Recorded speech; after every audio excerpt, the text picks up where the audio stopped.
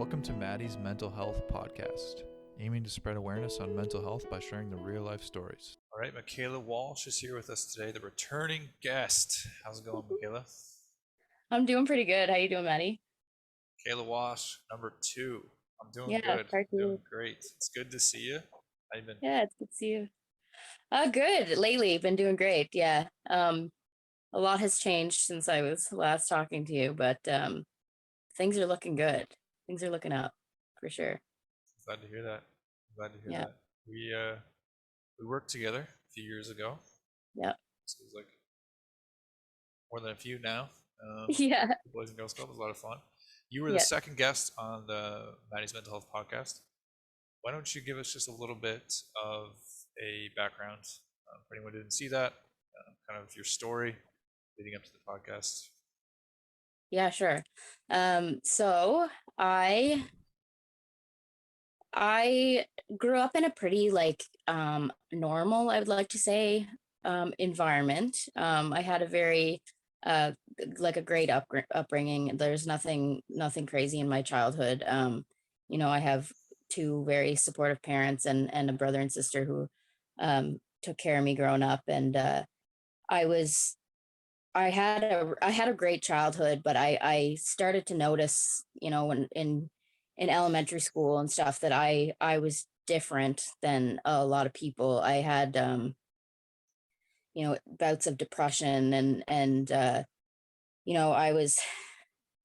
was struggling a lot more than the average person. And I didn't really know. I kind of just thought that I was weak, like that I was a weak person, and that, everyone felt the same way that I did. I just wasn't able to handle it as well as other people. Um, but eventually, as I got older, I started to realize that what was happening to me wasn't normal, and that not everyone, feels how I feel. And it was when I started to like self-harm and stuff like that, that people started to take notice that something wasn't right, like especially my parents. Like, once they realized that I was self-harming, they knew that I wasn't doing well and that I needed to get help. um so I'm kind of just like skipping over like a lot of stuff, but I eventually did get help, and I I wanted, like, I started self-harming pretty regularly, and pretty like and enough for my parents to be worried. And I eventually just went to the hospital. My parents took me to the hospital. um and this was in high school. I want to say like 10th grade. um and That's when I kind of started to first get some help. It's hard when you're young to, well, like when you're that young, to get properly diagnosed, um Right, of because course. yeah, there's so many things that could go into it, right? So it was hard. I was diagnosed with depression, and then I was diagnosed with anxiety, and I was put on different medications and stuff like that.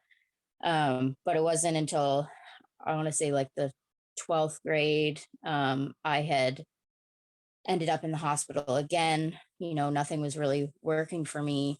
um and I was having like really bad bouts of depression, but I was also having a lot of like impulse issues. And like, I would kind of go from one end to the other, where I'd be depressed and sleeping for weeks, and then I wouldn't sleep at all for a week, and I would be up, making usually poor choices. And I started drinking a lot, um mostly just to like kind of cope, because at the time it did work for a short period of time. Like, it helped numb me out and stuff.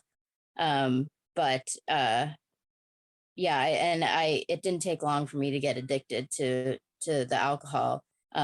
And from there, I ended up getting into a lot of different drugs, because after a while the alcohol didn't cut it. And I needed to find something else, and then I would move on from one drug to another.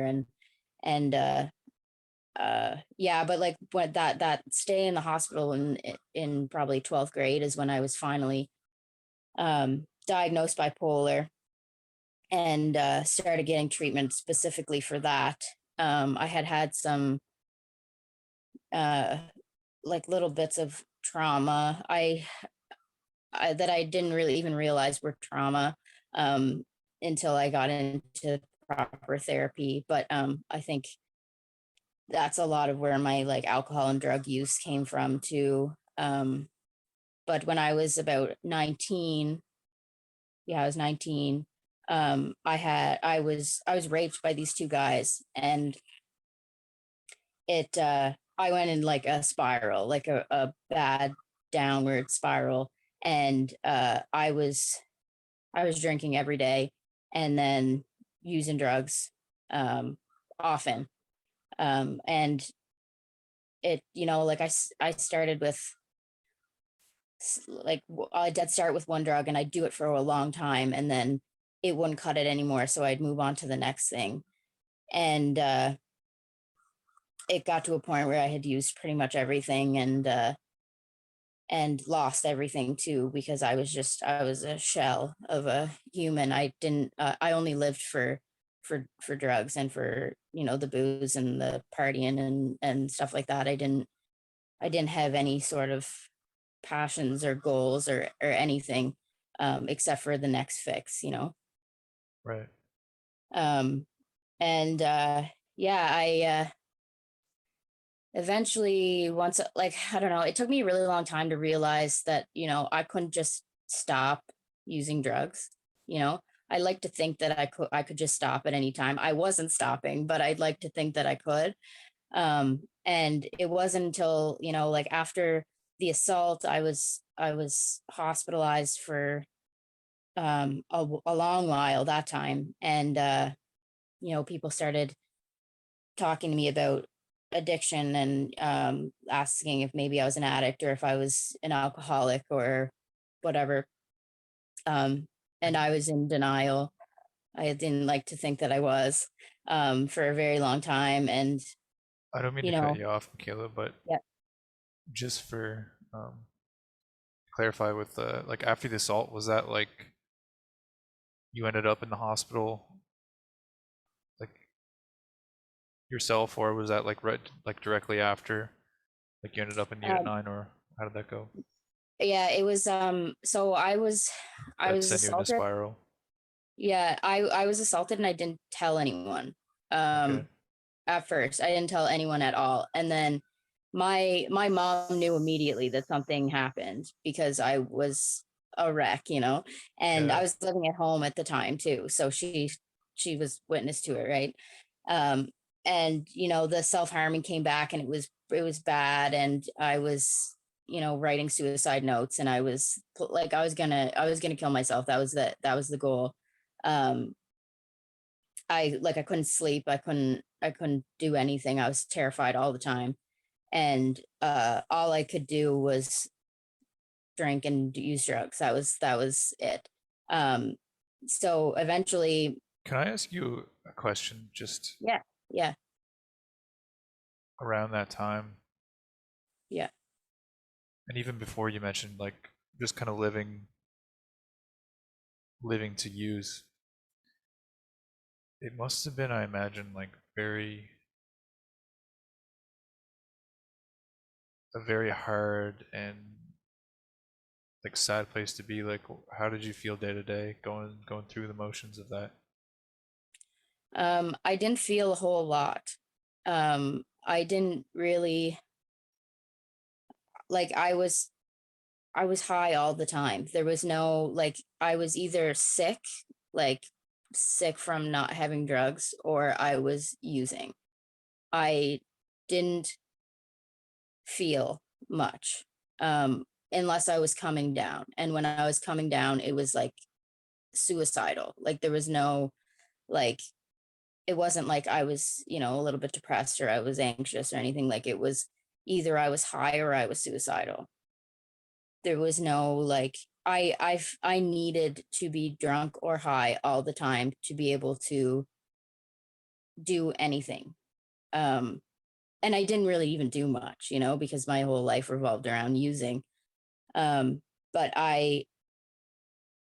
when I wasn't using, which was very rare, my only thoughts were how I was going to get the next, whether it be like finding money to get drugs, or like how I'm gonna get there. I was still trying to hide it from my parents. So how was I gonna do it without them knowing?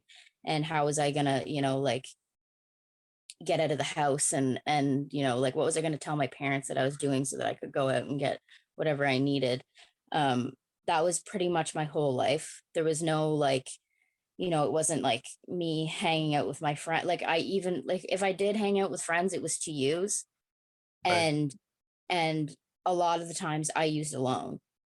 I didn't really like being around people that much, Like I was a lonely user for a lot of it, a lot of the time. I mean, like I partied, like I loved to party because when I partied I felt normal.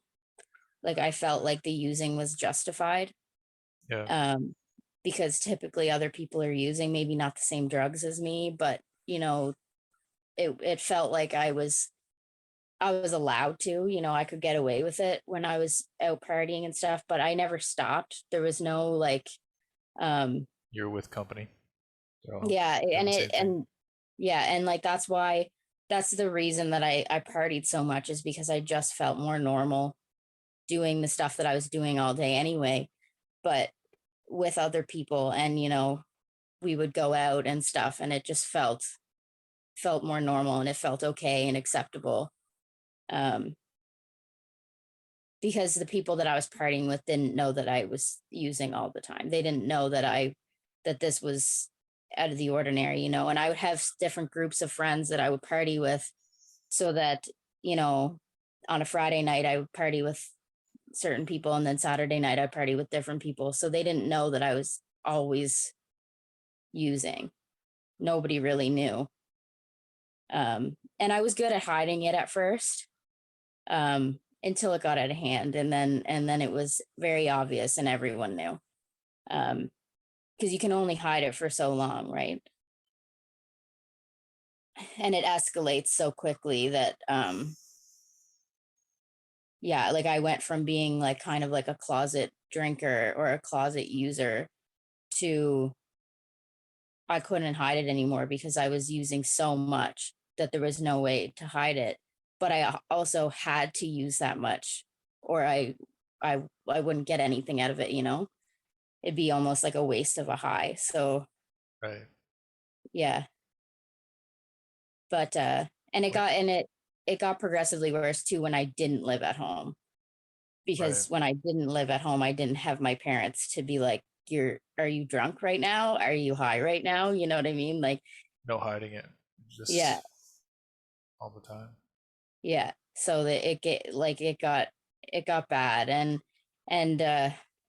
I mean, it's so much easier when you live out on your own and you don't have anyone like holding you accountable, and you it's not much easier because it's much harder to do, because you have to actually pay for things. Like you have to pay your rent, and you have to, like pay for your electricity and stuff like that on top of buying whatever substance you're buying. So that made it a lot more difficult. But I also would rather be on my own and not have like my parents nagging, and like always asking me like, what are you fucked up right now? Like basically, because they knew. And even when I didn't think they knew, they knew.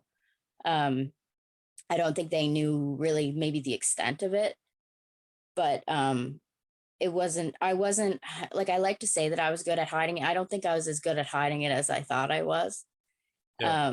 in my own head. But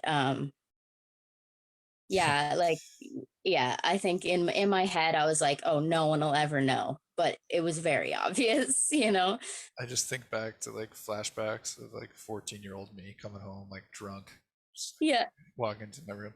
Yeah, they'll never know. I handled that yeah, so they well. have no idea. Yeah, they don't know. They don't know. Just have like a drunken conversation. They don't know anything. Yeah, yeah. Got away with that one.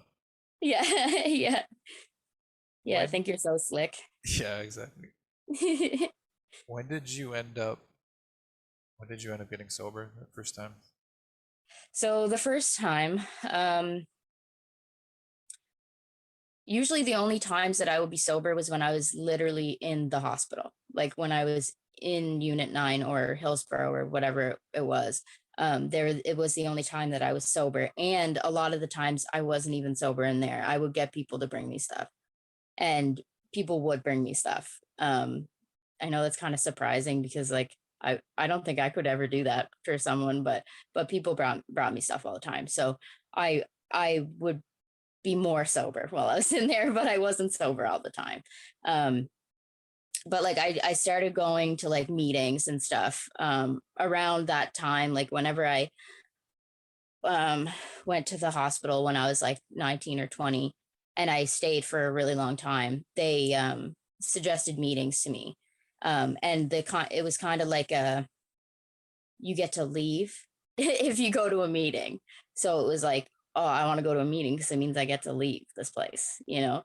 And although I had to be like with someone, like someone had to take me to meetings, like usually my mom or someone would take me to a meeting. But I mean, it meant that I got out of there for a little while, and that's all I really wanted.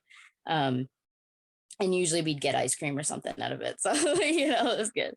Um, so I was like kind of using meetings just as an escape. It wasn't like I didn't listen. I definitely didn't hear anything at those meetings. I sat there in my own head and just thought about how I didn't want to go back. Um, but it wasn't until I went to the strength program. I want to say in 2016.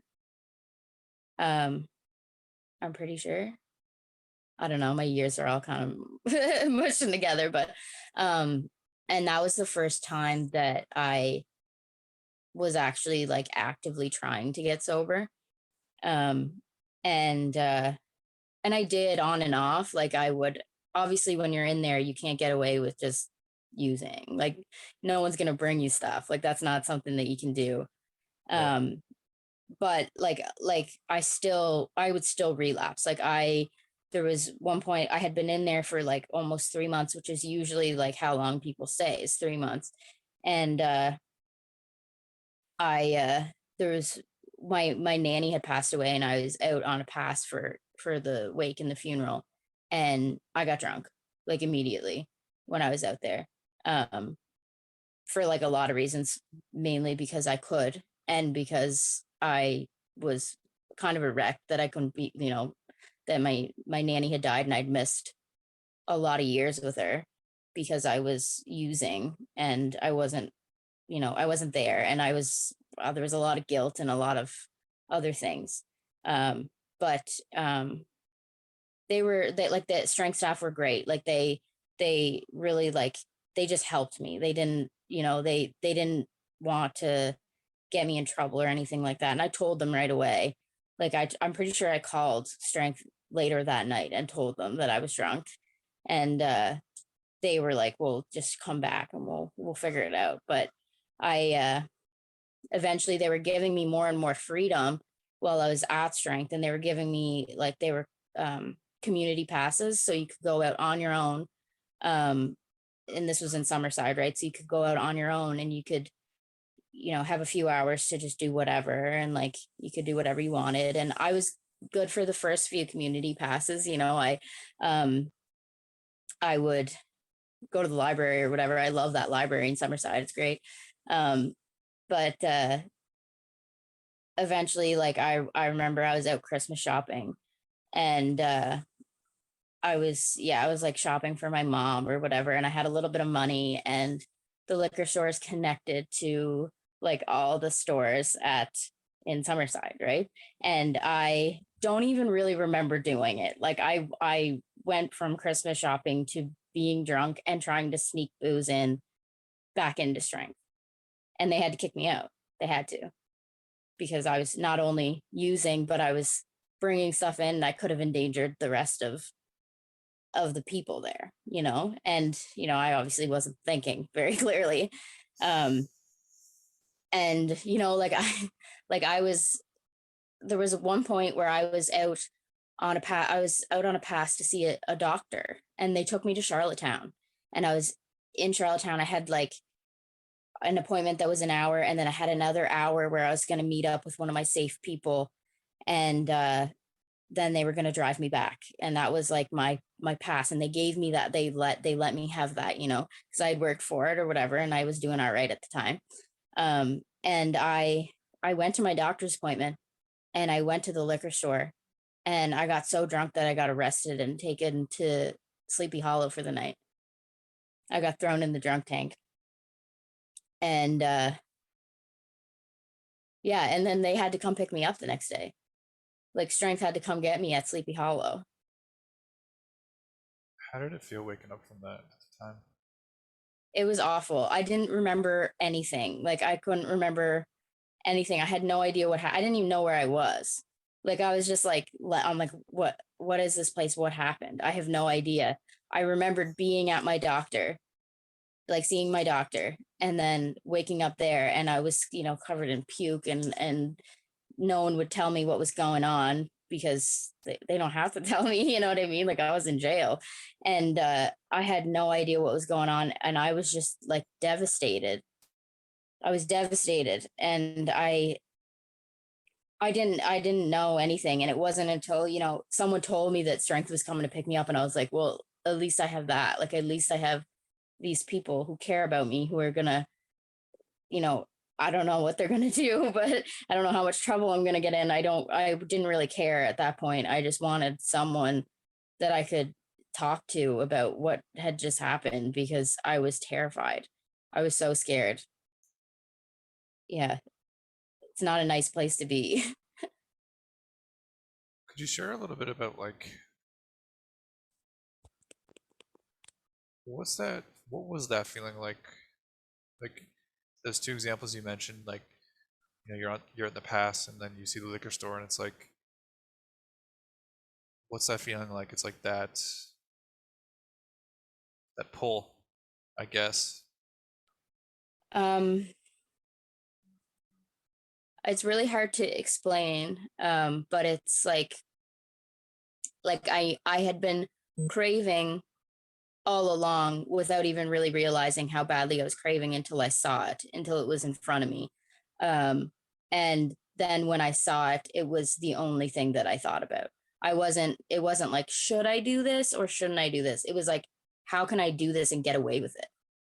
It was like, how do I have enough money? Do I have the meat? Like, am I going to be able, can I hide this? Can I get, like, how can I, there was no thinking about anything else. It was just, I'm going to do this. How can I do it? And how can I get away with it? So And it was almost like a light switch. Like yeah, that's it. I'm doing it. yeah, pretty much. There was no like, and it wasn't like I was prepared for these things. You know what I mean? Like I was at a program teaching me how to deal with this stuff. And I thought I could.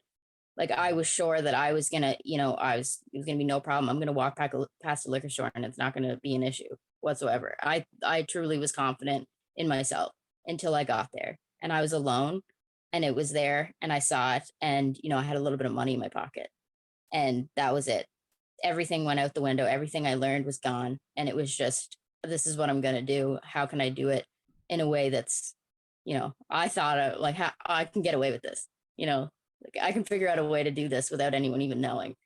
Um, which of course you can't. You can't do it. Um, but in my head, like it was insanity is what it was. Like I was truly insane, and I truly thought that, I'm gonna do this, and I'm gonna get away with it, and I'm gonna be fine. And tomorrow's a new day. I didn't like there was absolutely no thinking about my coping skills that I had been learning for months. I had a safety plan in place. Like I knew who I was supposed to call if I ever had those feelings or those thoughts. And I didn't think about it once. How did you get to the point last time we had a podcast? So I I think a big part of what kind of got me clean in, like, for that period of time, I did end up relapsing after the podcast, but I was clean for a while when we recorded. Um How and long, I by the think, way? Because I know we worked together and stuff for a while. yeah, it was like I want to say a year or close to a year. I Okay. think that I was clean. Um and a lot of it I owe to meetings. Once I started actually going to meet, well, like I was always going to them, but like actually taking part in meetings and listening at meetings and realizing that there are a bunch of other people around me who are exactly the same as me. And, that I can tell them these stories and they're like, yeah, I know, same. Like I did that too, like I, I felt the exact same way as you. And to realize that not only are there people that were exactly the same as me, but that they got out of it. They broke the cycle and they were able to get clean. And that was just kind of mind blowing to me because I didn't think it was possible for a very long time. I thought I was gonna live and die this way. Um, so once I started to see that, and I made a lot of friends in recovery um, who had clean time in, and they showed me that it was possible and that I could do it. Um, I think that was like the main reason that I actually got clean and I gave it a good chance was because, these people were exactly where I was and they managed to get out. So why can't I?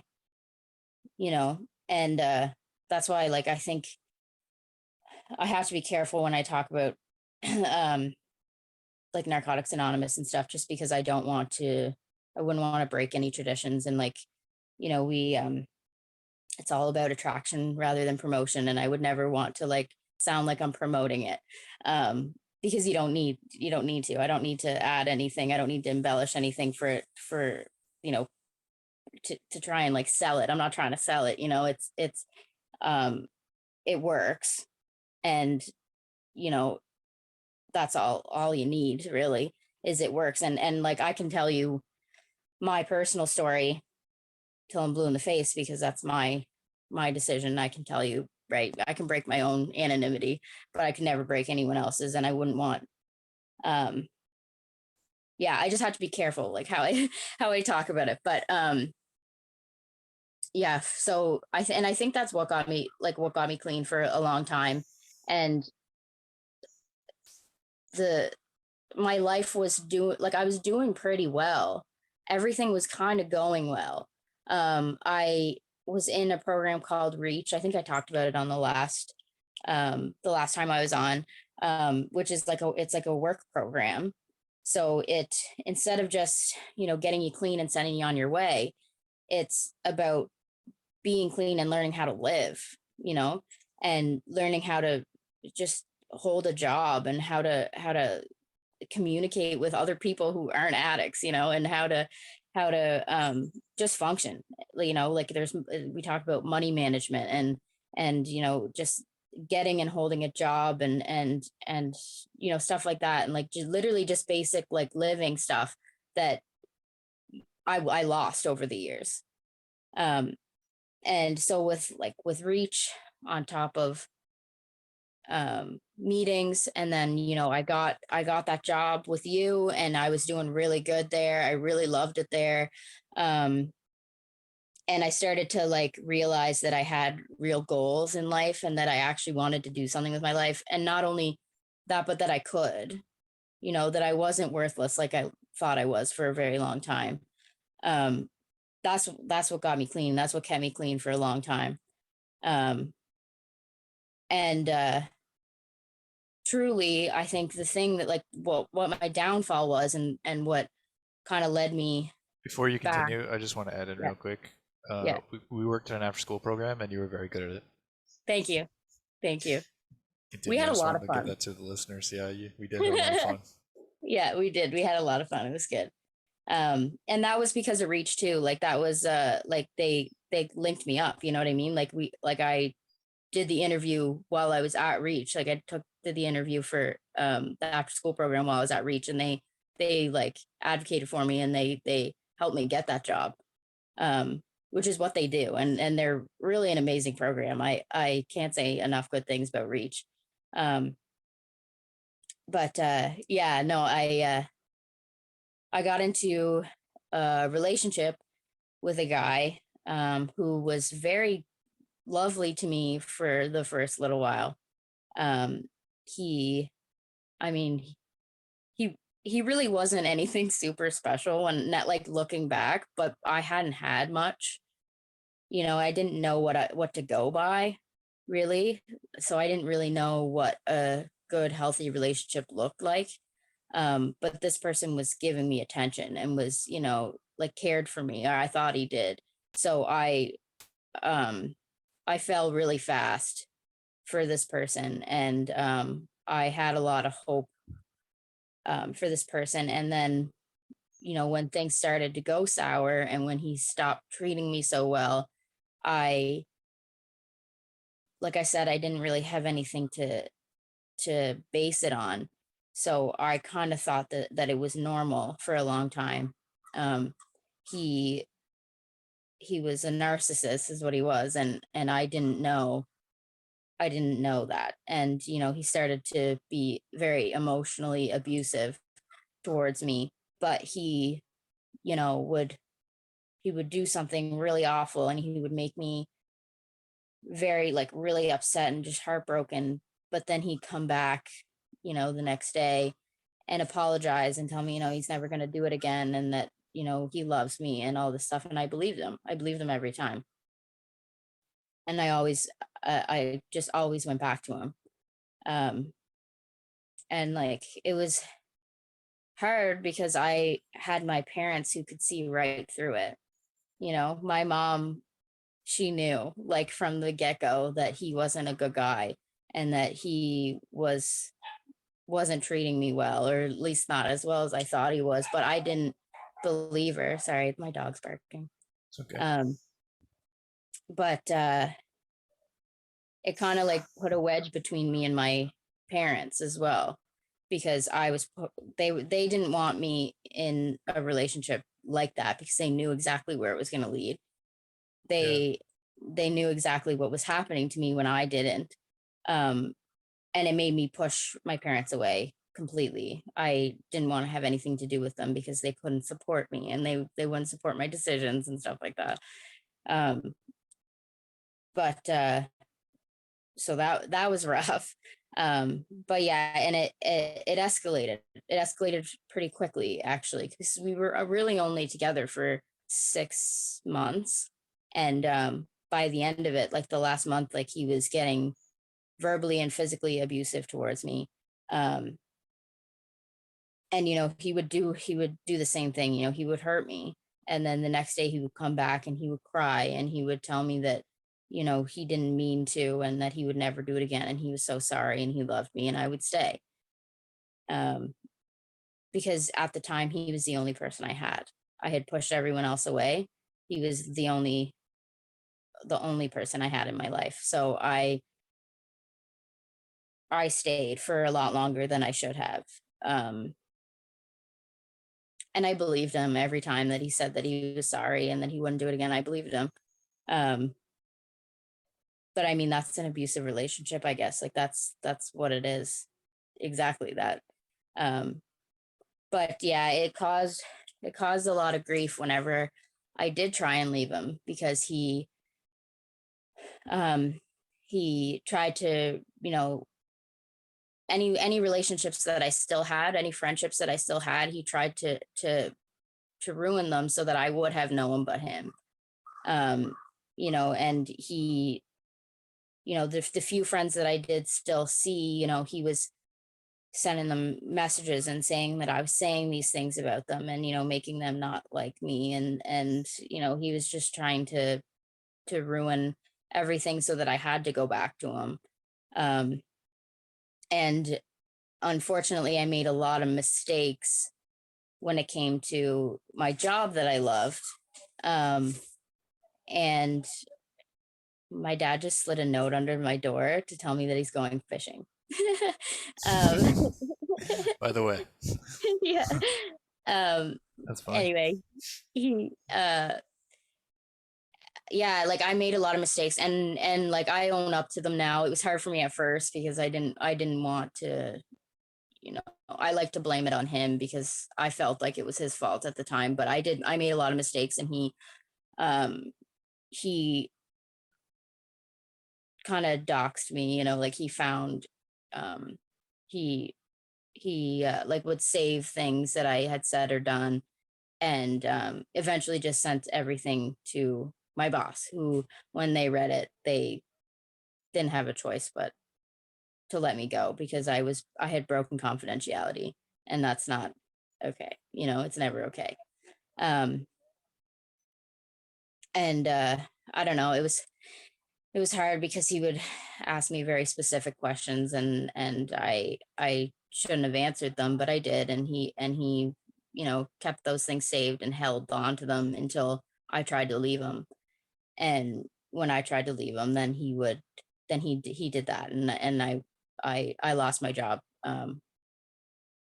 because of that. But like I said, like I was the one that did, like I did it, like I take accountability for it now, even though I didn't at first. I didn't at all because I didn't think it was fair because it was his fault. Everything was his fault. But I did, and I fucked up, and I know that now. But that was really hard for me because I was like the happiest I'd ever been at that job. Yeah. And I lost it, and I lost all my friendships, and I had lost my close relationship with my parents, and I was trying to get out of this relationship with this guy, and I felt like I had no one. um and I really only had one friend who ever stuck by me, and the reason that he did was because I d- honestly, the person I was in a relationship with didn't know about him. um and that's why we were able to stay friends through it all, is because he didn't know he had to ruin that relationship. um and he was like, is Riley. He was like my best friend in the entire world. We've been friends since we actually met in a merge when we were young. Like we were both very young. He's even younger than me, so he was very young. um and we kind of just stayed friends for forever, and he was like my one person, and he did a lot of things that he shouldn't have, and he spent a lot of time in jail because of it. But like he was my person, and he was always there for me from the very beginning. And shortly after I managed to leave that relationship, um Riley died by suicide in jail. And he was my only person, right? So I was a bit of a mess. um but before that, I should say, before Riley like passed away, and when I was leaving that relationship is when I started using again. um and I started using again because he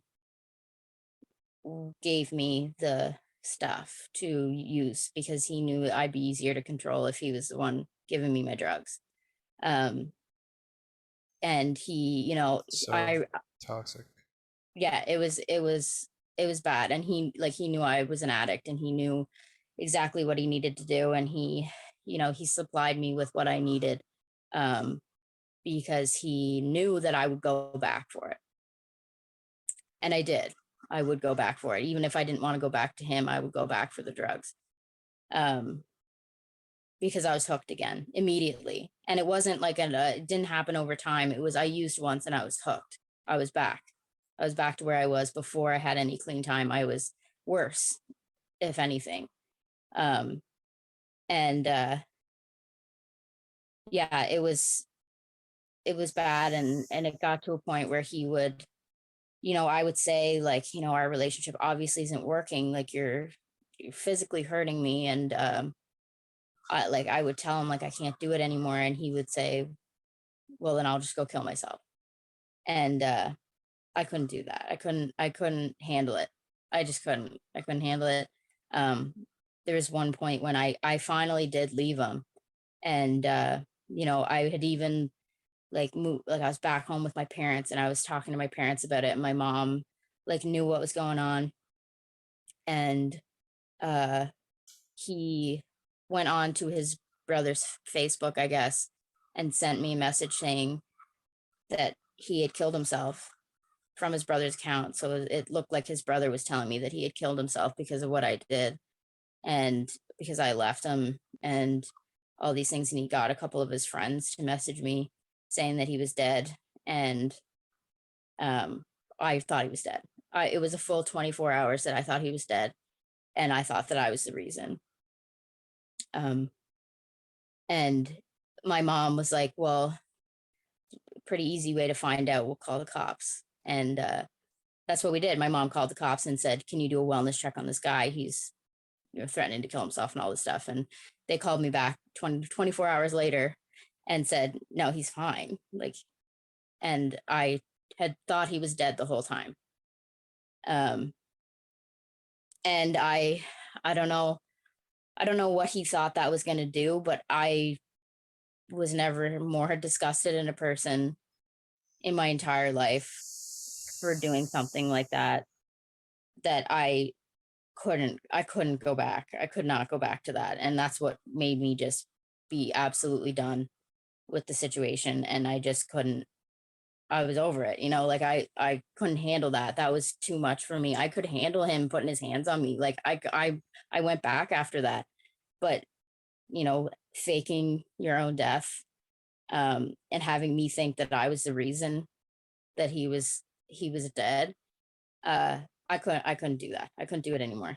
And I was at a point where I didn't care anymore. I didn't care what his threats meant nothing to me anymore. I was completely done.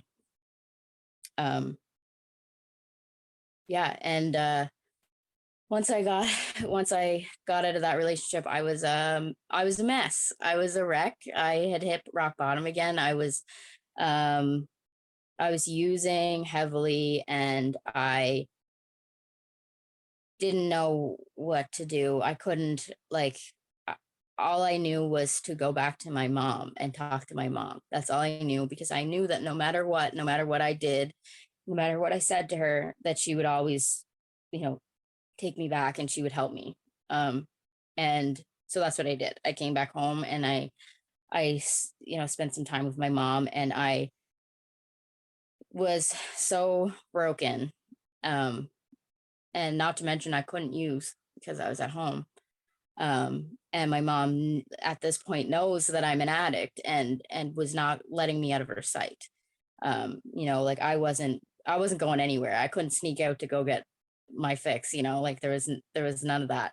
Um, and I was so depressed that I just was in bed for days, and I just was miserable. I felt like I had nothing, like I felt like everything that I worked towards was gone just within like a few weeks, you know, and yeah, and I became really suicidal. And I knew enough to go to the hospital. I knew that I had, like, I was going to do something to myself, and I knew it. So I told my mom, I said, I got to go to emerge. And I did. And I went to the hospital and I met with a doctor, and a psych nurse or whatever. And the doctor basically said, we gotta, first of all, you've had few days without any drugs in your system. So that's good. You got to keep, like, stay clean. And we're going to adjust your meds, and we're going to, like, hopefully that'll make you feel better. But if not, just come back.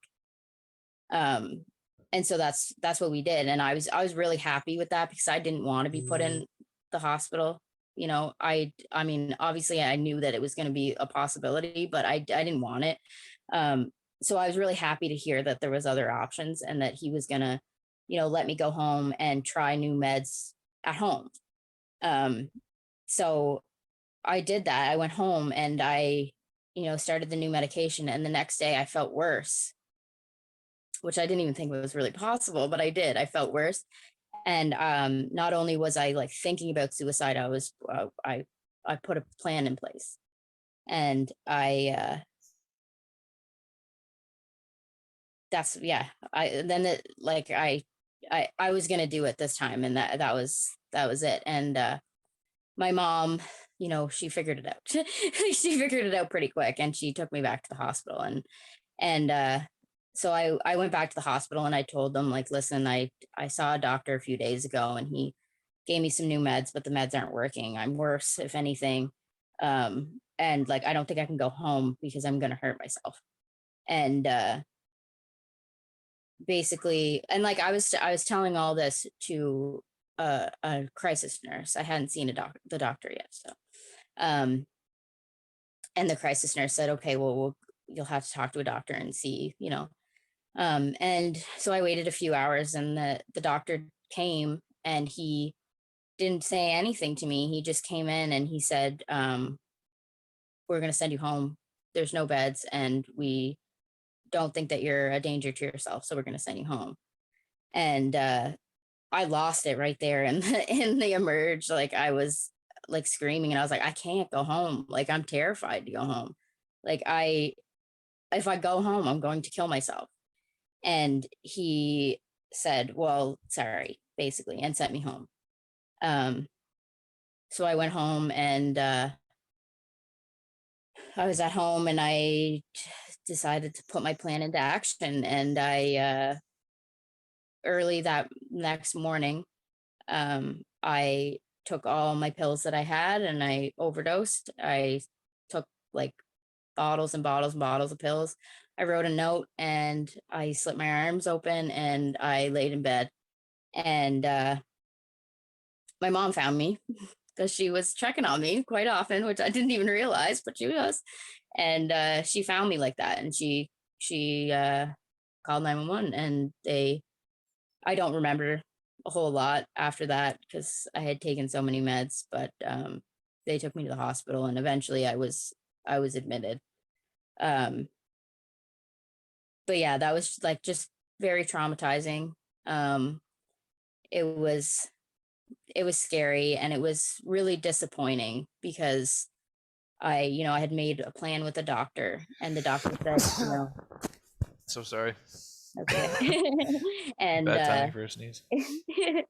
and like me and the doctor and I had a plan, and the plan was that if I didn't feel better, I would come back and I would have a place to stay. And I went back. I did what I was supposed to do. I wasn't feeling better, so I went back to the hospital, and I got sent home, and basically said, like, just sent on my way, with no additional help whatsoever. And in my head, it was like, well, if like these healthcare professionals aren't even going to help me, then like I'm a lost cause, basically. Um, but obviously I survived it. Still here. And my mom was pissed. My mom was so mad that, this doctor sent me home without even barely looking at me.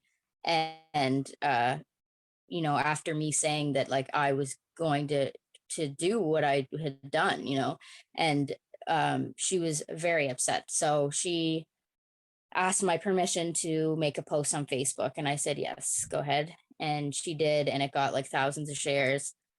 Um, and I had thousands and thousands of people rooting for me, um, sending me messages of, like, just saying, that they hope that I can get help, and they wanted to help me.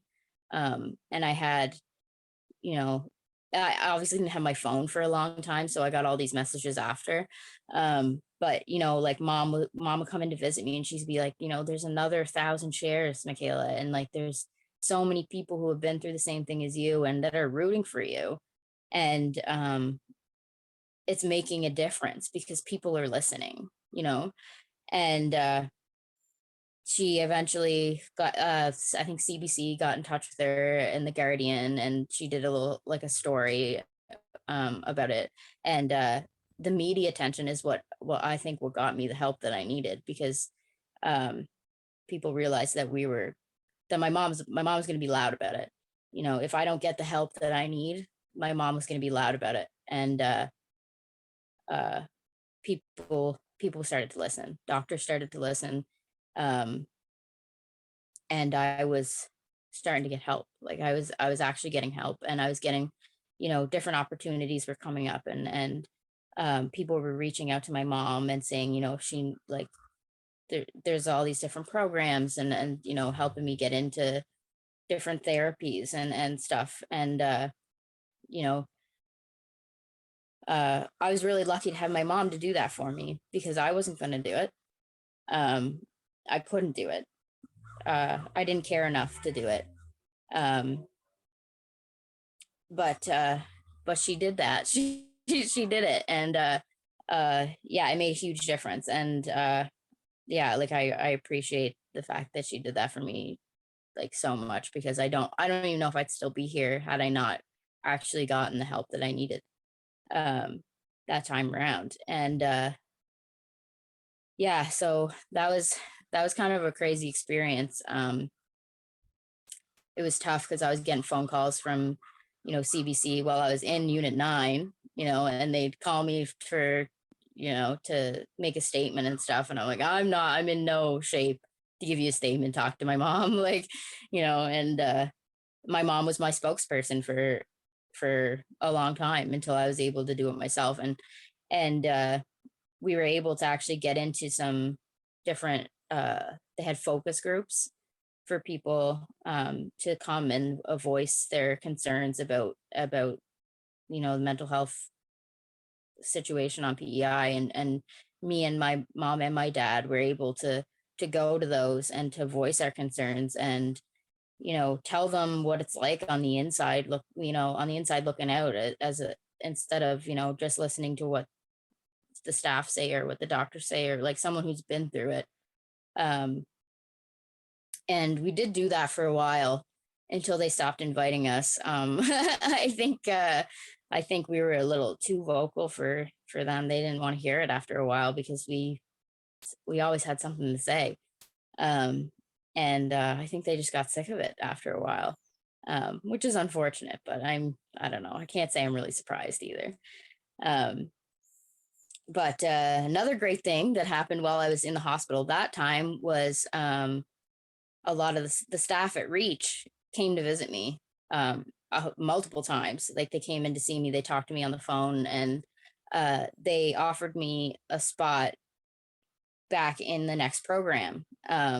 It was just for like the mornings. Like I would just do the mornings because that was new programming. I wasn't going to do the same thing that I had already done.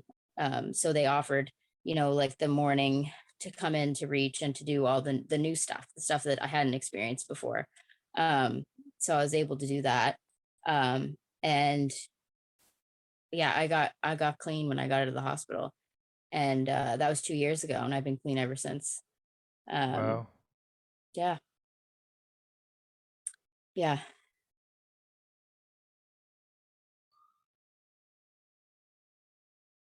First of all, I want to say that's like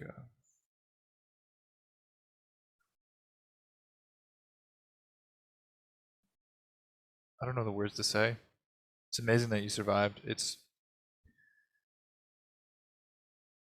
I couldn't imagine what you went through. I mean, that's crazy, horrible, and at the same time beautiful that your mother was able to help you and share, and all these people supported you. Yeah. When you mentioned like the different therapies, what was the one that really helped you?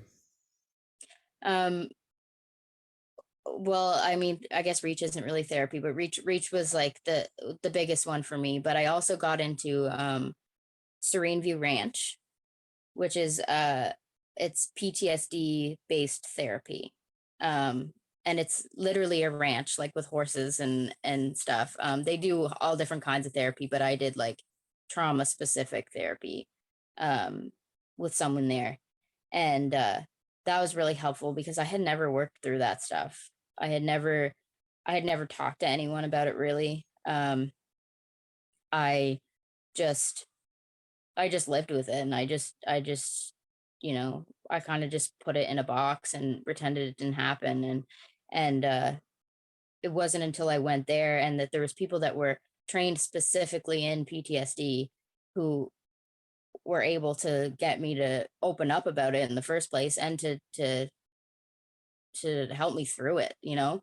um and it kind of like it helped me find kind of a reason for my self-medicating, and find like a route to that, because I never really knew what it was. I could guess, but I didn't know why I used drugs in the first place.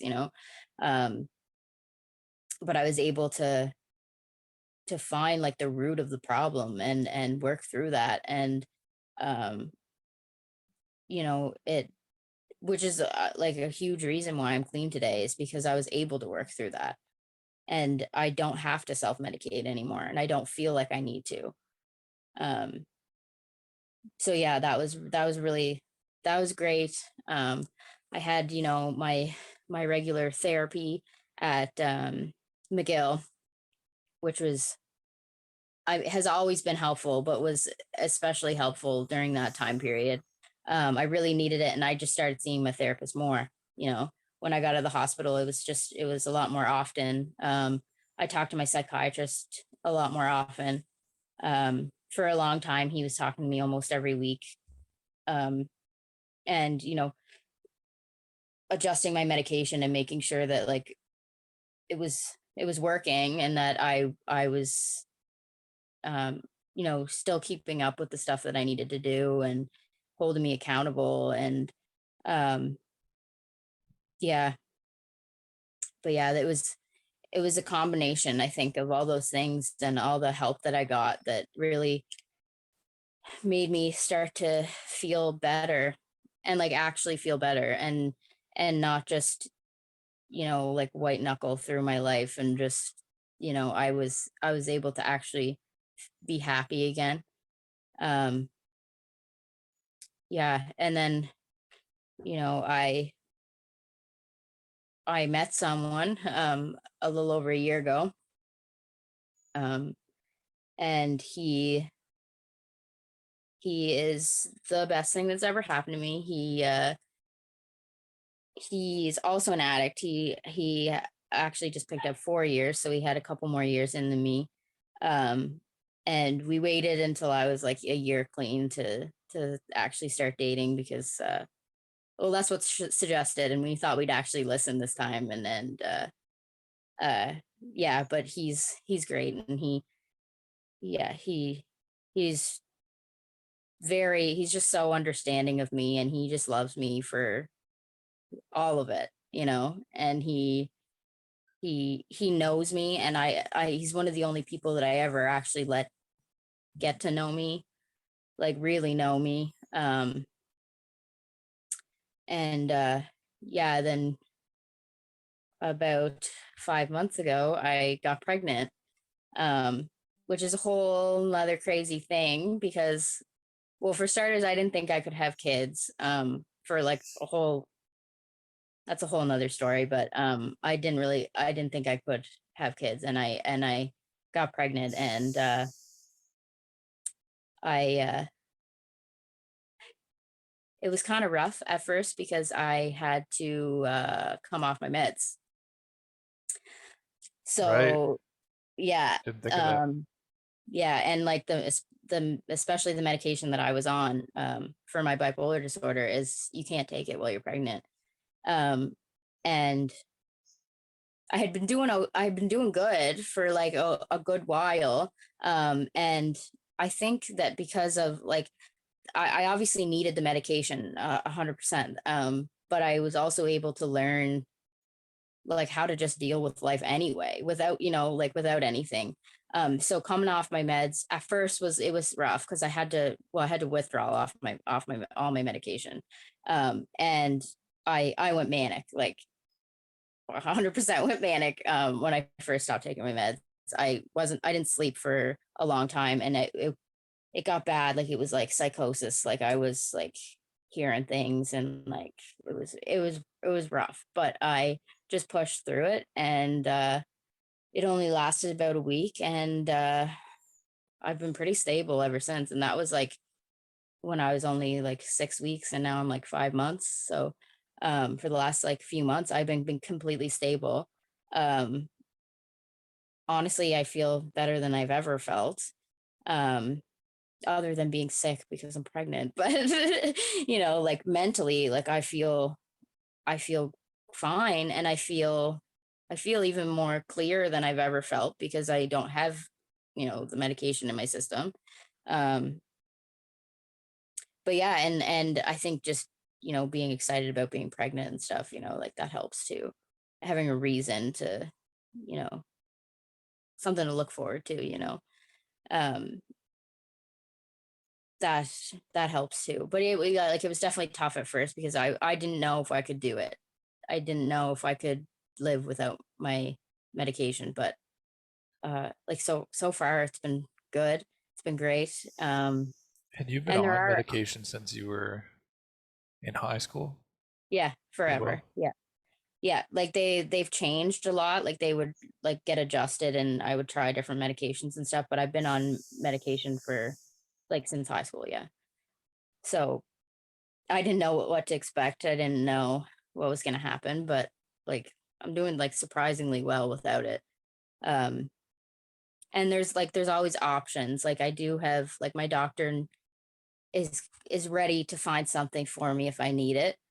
Um because there are other options. I can't take the meds that I was taking while pregnant, but um I like there are other options and we're just kind of seeing how it goes. Because as of right now, I don't think I need it for now. Um but also, like when I do have the baby, I have the option to go back on my meds. Um or, maybe find something different or just see how I do like without. Um but there are options, but as of right now, I'm med free and doing all right. Sleep's an issue, but it's all right. I'm managing. Um, but yeah, uh, I do I do a lot. I do a lot of meetings. I go to 3 meetings a week, and I'm the group service rep for my group. So all that means really is that I go to the the different area meetings. So like the meetings for PEI, and I take back information, take information from our group and take information from the area back and forth. And I just kind of represent my group. I represent the people in the group. Um, so it's a little bit of service work. It's a little bit of responsibility, which is nice. Um, I've had, I've been working for uh, a cleaning company for the past, over a year now, I guess. Um, just I clean different places, like I do different offices, and I'm mainly at the COVID testing clinic right now.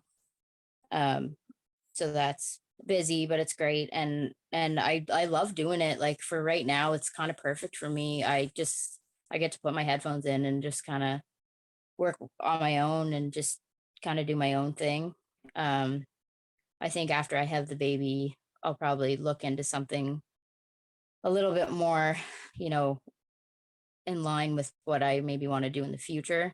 But for now, like it's been a great job for right now. It's money and it's not super hard work, and I enjoy doing it. Um and I've been able to actually hold a job for over a year, so that's like pretty good. But yeah, like I said, like after I have the baby, I'll probably look into, I don't know if I'll go back to school or I don't know. I don't know what I'll do yet.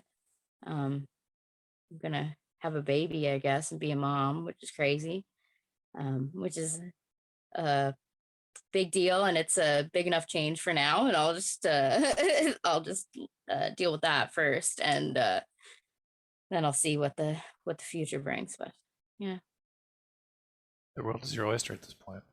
yeah, yeah, yep. I'm so happy to hear you're doing better. Thank you. Yeah, It's been a long time since we chatted. We worked together. We did the podcast together. Um, you kind of see on social media you were doing better, and it's just I wasn't aware of your story, what had happened, and everything in between. But it's really great to see where you are now, and yeah, I just want to say thank you so much for coming on and sharing. And it takes a lot of yeah, strength to share this stuff and to be so open about it. And like being turned away, I know that happens to other people too. So the more awareness we can bring, because even just this is like the exhibit A example of what can happen if you're turned away. And I think it's a big problem, lack of beds. I don't necessarily think it's like purposely like someone trying to do it or just like being dismissive or whatever. I think it's like there's a bit real problem with like resources. Understaffed and yeah, like I think there's a lot going on in there, and there's a lot of stuff that I didn't even really know about until it happened to me, and I was able to get into the focus groups and stuff, and yeah, like they don't have the staff, so how can they, you know, keep patients when they don't have staff and they're underfunded, and it's a whole problem that I don't know how to fix. I don't have an answer. Um, but all I can really do is try and advocate for people who need help, and who can't advocate for themselves. Um, so yeah, that's pretty much what I try and do. Um, but it's hard because like the system is broken right now, and there's only so much you can do. But the more support a person has, the better chance they have, right? So yeah. 100%. Yeah. Even if they're aware that they're not the only one that got turned away. They're not the only one that experienced all these. Like I've heard a lot of these stories. Yeah. The PEI healthcare system, and like that one's heartbreaking, and I've heard that before too. Even just recently, being turned away, and yeah, I don't know what the solution is, but bringing more awareness to it, talking about it, trying to figure it out. That's how something's gonna get done.